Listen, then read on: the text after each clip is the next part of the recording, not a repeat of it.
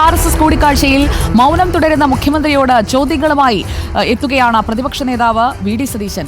എന്തിനായിരുന്നു ADGPയുടെ കൂടിക്കാഴ്ച? BJPയെ സഹായിക്കാൻ മുഖ്യമന്ത്രി തന്നെയല്ലേ പൂരം കലക്കിയത്? ADGPയെ സംരക്ഷിക്കുന്നത് എന്തിനു തുടങ്ങി 7 ചോദ്യങ്ങളാണ് പ്രതിപക്ഷ നേതാവ് ഉന്നയിക്കുന്നത്. ചരിത്രത്തെ വളച്ചൊടിച്ച് സ്റ്റഡി ക്ലാസ് എടുക്കുകയല്ല, ആരോപണങ്ങൾക്ക് മറുപടി പറയുകയാണ് മുഖ്യമന്ത്രി ചെയ്യേണ്ടതെന്നും വി.ഡി. സതീശൻ വ്യക്തമാക്കുന്നു. ആ 7 ചോദ്യങ്ങൾ മുഖ്യമന്ത്രിയുടെ മുന്നിലേക്ക് വി.ഡി. സതീശൻ വെക്കുന്ന ആ 7 ചോദ്യങ്ങൾ നമുക്ക് ഏതൊക്കെയാണ് എന്ന് നോക്കാം. ചോദ്യം നമ്പർ 1, RSS നേതാക്കളെ 10 ദിവസത്തിന്റെ ഇടവേളയിൽ ADGP MR അജിത് കുമാർ കണ്ടത് എന്തിനാണ്? അതാണ് ഒന്നാമത്തെ ചോദ്യം. രണ്ടാമത്തെ ചോദ്യം, മണിക്കൂറുകളോളം ചർച്ച നടത്തിയത് എന്തിനാണ്? എറണാകുളത്തെ കൂടിക്കാഴ്ച, ഒപ്പം രാം മാധവുമായുള്ള കൂടിക്കാഴ്ച, ഇത് മണിക്കൂറുകൾ നീണ്ടത് എന്തുകൊണ്ടാണ്? അതാണ് രണ്ടാമത്തെ ചോദ്യം.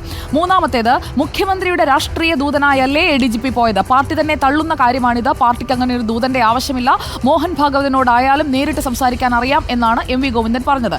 മുഖ്യമന്ത്രിയുടെ രാഷ്ട്രീയ ദൂതനായല്ലേ ADGP പോയതെന്ന പ്രതിപക്ഷത്തിന്റെ ചോദ്യം അവിടെ നിൽക്കുന്നു. പ്രതിപക്ഷ നേതാവ് ആ ചോദ്യം ഇന്നും ഉന്നയിക്കുകയാണ്. ചോദ്യം നമ്പർ 4, BJPയെ സഹായിക്കാൻ ADGPയെ ഉപയോഗിച്ച് മുഖ്യമന്ത്രി തന്നെയല്ലേ പൂരം കലക്കിയത്? പൂരം കലക്കൽ വിവാദം അത് CPIയും ഉന്നയിക്കുന്ന വിഷയമാണ്. ഈ ചോദ്യത്തിനും മുഖ്യമന്ത്രി മറുപടി പറഞ്ഞേ തീരൂ. BJPയെ സഹായിക്കുന്നതിന് വേണ്ടി, BJPക്ക് തൃശൂർ സീറ്റ് കിട്ടുന്നതിന് വേണ്ടി അങ്ങനെ ഒരു നീക്കം നടത്തിയോ എന്നുള്ളതാണ് പ്രതിപക്ഷ നേതാവിന്റെ ചോദ്യം. അഞ്ചാമത്തെ ചോദ്യം, മുന്നണിയിൽ ഉള്ളവർ പോലും നടപടി ആവശ്യപ്പെട്ടിട്ടും ADGPയെ സംരക്ഷിക്കുന്നത് എന്തിന്? ആ സംരക്ഷണത്തിന്റെ ഒരു ലക്ഷ്യം എന്താണ്, അല്ലെങ്കിൽ ആ സംരക്ഷണത്തിന്റെ ഒരു അടിസ്ഥാനം എന്താണ് എന്ന് CPI പോലും ചോദിക്കുന്നതിനെയാണ് ഇവിടെ വി.ഡി. സതീശൻ ഉന്നയിക്കുന്നത്.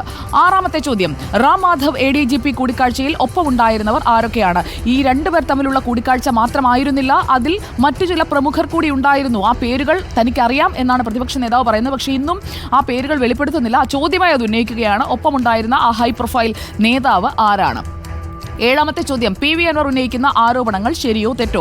ഇടതുപക്ഷത്തിന്റെ സഹയാത്രികനാണ്, ഇടതുപക്ഷത്തിനൊപ്പം നിൽക്കുന്ന MLA ആണ് PV അൻവർ. PV അൻവർ മുഖ്യമന്ത്രിയോടും അതുപോലെ തന്നെ പാർട്ടി സെക്രട്ടറിയോടും പറഞ്ഞ കാര്യങ്ങളിന്മേൽ അത് ശരിയാണോ തെറ്റാണോ എന്നുകൂടി ഒന്ന് പറയൂ എന്നതാണ് ഏഴാമത്തെ ചോദ്യം. R. റോഷിപാൽ നമുക്കൊപ്പമുണ്ട്. R. റോഷിപാൽ, പ്രതിപക്ഷ നേതാവ് യുദ്ധം അവസാനിപ്പിക്കുന്നില്ല. മുഖ്യമന്ത്രി ഇന്നലെ കോവളത്ത് കൊടുത്ത മറുപടി അത് മൗനം ഭഞ്ജിച്ചു എന്നതിനപ്പുറം ഒരു രാഷ്ട്രീയ മറുപടിയായി, പ്രതിപക്ഷം ഉന്നയിക്കുന്ന ചോദ്യങ്ങൾക്കുള്ള മറുപടിയായി കണക്കാക്കുന്നില്ല എന്ന് തന്നെയല്ലേ വി.ഡി. സതീശൻ പറഞ്ഞു വെക്കുന്നത്? റോഷി.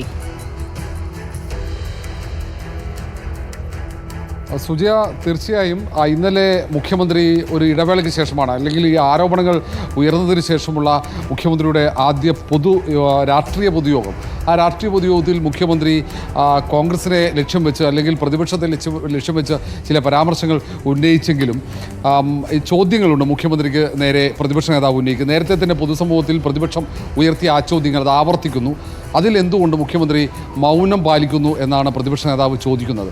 ഏതായാലും പ്രതിപക്ഷം ഇക്കാര്യത്തിൽ വിട്ടുവീഴ്ചയില്ലാത്ത സമീപനവുമായി മുന്നോട്ട് പോകും എന്നതിൻ്റെ കൃത്യമായ സൂചന കൂടിയാണ് ഈ പ്രതിപക്ഷ നേതാവ് വി.ഡി. സതീശൻ്റെ വാർത്താക്കുറിപ്പിലൂടെ വ്യക്തമാകുന്നത്. കാരണം ADGP MR അജിത് കുമാർ തിരുവനന്തപുരത്തും തൃശ്ശൂരിലുമായി RSSൻ്റെ നേതാക്കളുമായി നടത്തിയ കൂടിക്കാഴ്ച, ആ കൂടിക്കാഴ്ചയിൽ ഏറ്റവും ഒടുവിൽ പ്രതിപക്ഷ നേതാവ് പറഞ്ഞത് കൂടിക്കാഴ്ചയിൽ ഒപ്പമുണ്ടായിരുന്നവരുടെ പേര് പറഞ്ഞാൽ കേരളം ഞെട്ടുമെന്നാണ്. അതാരാണ് എന്നതാണ് പ്രധാനമായും അറിയേണ്ടത്. ആ കാര്യത്തിൽ ഒരു വ്യക്തത അത് പ്രതിപക്ഷ നേതാവ് തന്നെ വരുത്തും, അതിനാണ് സാധ്യത.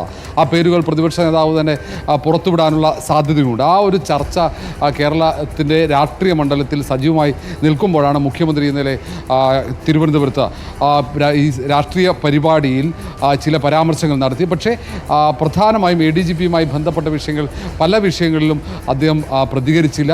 അവിടെ മൗനമായിരുന്നു. നേരെ മറിച്ച് RSSും CPMും തമ്മിലുള്ള ഒരു വൈരാഗ്യം, അത് മുൻവൈരാഗ്യം നിലനിന്നിരുന്നുവെന്നും RSSുമായുള്ള ഏറ്റുമുട്ടലിൽ CPM പ്രവർത്തകർ മരിച്ച കാര്യങ്ങൾക്ക് ആ തരത്തിൽ RSSുമായുള്ള ഒരു ഏറ്റുമുട്ടലിൻ്റെ ചരിത്രം അത് പല ഘട്ടങ്ങളിലും പ്രതിരോധത്തിലാകുമ്പോൾ മുഖ്യമന്ത്രി പിണറായി വിജയൻ സംസാരിക്കുന്നതാണ്. ആ തരത്തിലുള്ള പരാമർശങ്ങൾ മാത്രമാണ് ഉണ്ടായത്. അതുകൊണ്ട് തന്നെയാണ് ഇപ്പോൾ പ്രതിപക്ഷ നേതാവ് വി.ഡി. സതീശൻ അതിനെ പരിഹസിച്ച് വീണ്ടും അതിനെ വിമർശിച്ചുകൊണ്ട് രംഗത്തെത്തുന്നതും.